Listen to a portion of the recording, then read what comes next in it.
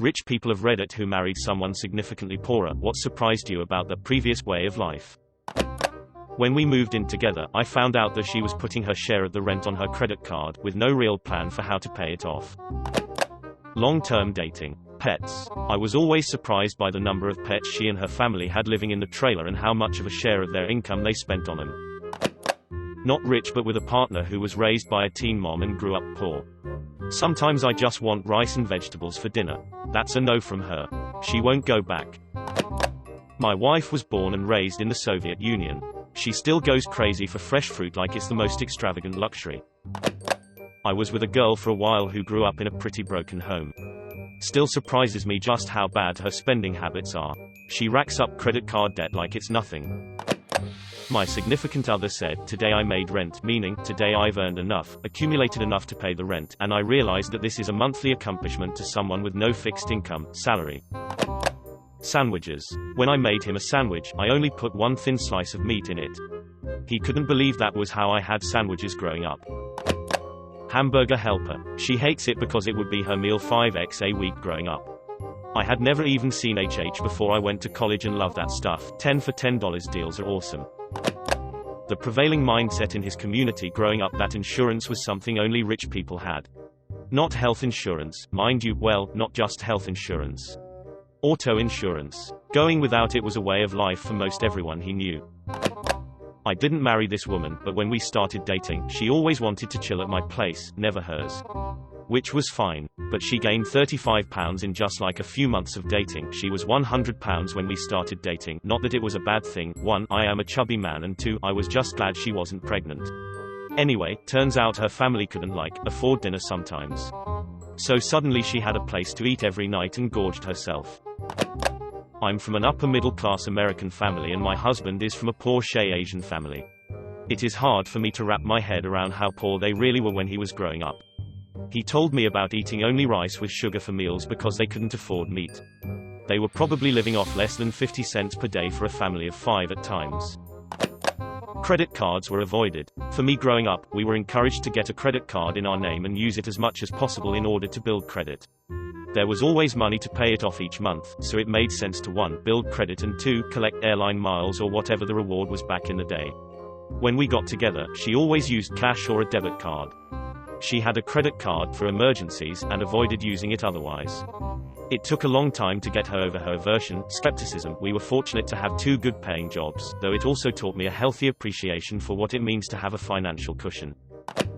When the family had people over for dinner, if they ended the prayer before the meal with FHB, Amen, it was a signal to let the children know that they don't have enough food for everyone, so take smaller servings and let the guests get a regular serving. FHB equals family, hold back. They were always generous to their friends and didn't let their lack of funds embarrass themselves when doing so.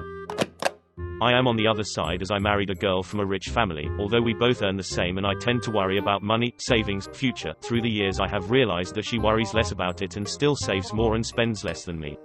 I feel like coming from a lower middle class family makes me think about saving more, but at the same time I spend money on things as I could not have them all before I got my own job.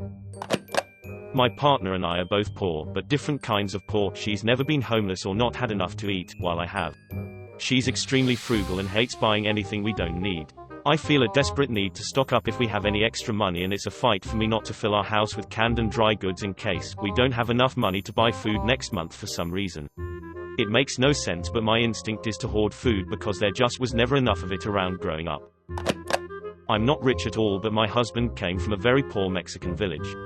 He told me he used to shower outside because there was no in-house plumbing, and use leaves as toilet paper.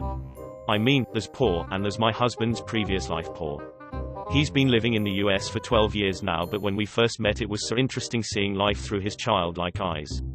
Going to the cinema was a huge event for him. Heating food up in a microwave was a totally foreign concept. And staying at fancy hotels when we went on vacation was like whoa. I still see him surprised by things now and then, and it just reminds me how much I take my middle status class for granted. She and her mother lived with her grandfather to not be homeless because her grandfather owned a house. She was putting community college payments on her credit card and building debt with it. I paid off her credit cards when we were dating and she cried from me being so nice. It was only like $1,300. I bought a condo, then we got married, then we bought a house. I never really considered myself rich until I started dating her and learned that a trip to Wendy's was a treat. I grew up middle class, and we are currently middle class, hey. More of a funny incident, but I was the poor one. My husband, at the time still boyfriend, took me out to a very nice restaurant. Waiter asks if I want pepper on my Caesar salad that was just made tableside. I said sure and he goes about it. Thing is, I didn't know you had to say stop. My husband slowly realizes this but decides to see it play out. He did eventually say that I need to say stop.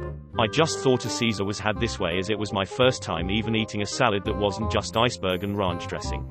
It still tasted fine, just a little bit too much pepper, ha ha ha. Making financial decisions based around the 3-paycheck month. If you're paid every 2 weeks, most months you get 2 paychecks, and all of your monthly bills and budgeting is based on those 2 paychecks. But twice a year there are 3 paydays in a month, and that's when you can actually solve problems. That's when you can get the car registered, or fix the dryer, or get the cat spayed. The other 10 months you're doing maintenance and trying to scrape by. 3 paycheck months you can actually try to fix problems. Both came from poor backgrounds. Hubby now earns 6 figures. I still buy my clothes from a charity shop because I cannot even fathom why you'd spend £400 on shoes and bags for a season. You can buy designer clothes in a charity shop if you know what you're looking for. I think M&S and Waitrose are just overpriced when you can get a trolley full of fresh food and eat like kings at Aldi for £100. I don't do takeaway food. Funny story though, when we first got together, I was making a spaghetti dinner and grabbed a bottle of red wine off his shelf to add to the sauce. I didn't know what £45 bottle of wine was, and still think it tasted pretty ordinary. And I drink a lot of wine.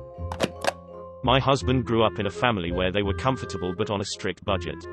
6 kids and mom on disability. My family had no budget. One day we were at the grocery store and he always insists on walking up and down every aisle. I finally lost it because he was taking so long and asked him why he did it. Growing up we could only spend $100 a week on groceries for all of us. I always had to put what I wanted back because we couldn't afford it. Now I can afford whatever I want, so I like to look at everything I could have. Took him 10 years to tell me this. I felt like a terrible person. I'm from the poorer family, not super poor, but my in-laws have a stupid amount of money, so, by comparison, I'm very poor, but I think I can answer for her.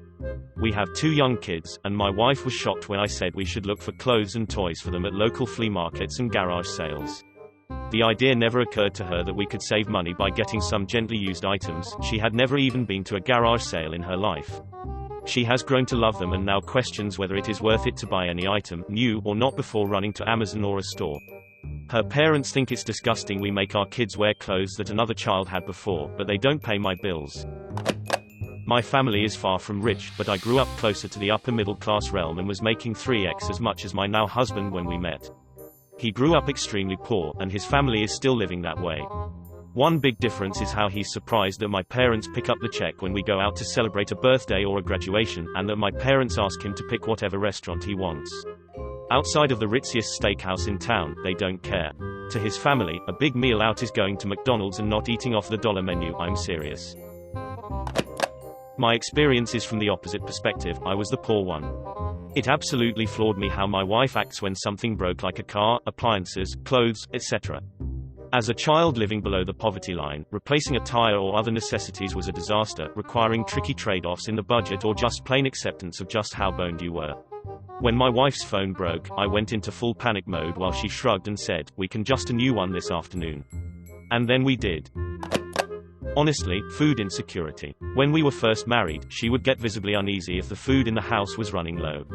She never overate or anything, she was just always concerned about it. A lot of times when she was younger, she went hungry. On the humorous side though, she hates camping. Her answer is always the same: I camped because it was fun. She camped because they couldn't afford hotels. I fell in love with my university's best friend who really didn't have any money. When I got a job, for my birthday I decided to plan a holiday and offer to bring him along. It didn't even occur to me that this was the first ever holiday he'd ever taken. His family could never afford it growing up, and he'd never really thought to do it as an adult. I can answer this one. I did not grow up rich by any means, but I would say my family was upper middle class. My husband was born in Nicaragua and eventually moved to Texas, where his mother barely scraped by supporting him and his brother. Some of the things that surprised me: he never eats snacks. Ever. They didn't have food in the kitchen and he would go hungry sometimes. He said once they had an egg in the kitchen and he scrambled it and split it with his brother while his mom hungrily looked on. Now as an adult he doesn't understand snacking. If we eat a banana, he thinks that is our next meal. He is very impressed with smaller things in life. He had one toy as a kid, truck, and now, anything I get him he thinks is the most amazing thing in the world. He saves everything. He is the hardest worker I know. He never wants to be where he was. He is the most grateful, optimistic person I know. We've been having some problems, family drama, trying to sell our house, work stuff, etc. He is not afflicted by any of it. He is cool as a cucumber. He always says, "Did you eat today? Do you have a place to sleep? Does someone love you? Then, you are better than most people." I dearly love him. He makes me see the world in a different, better way.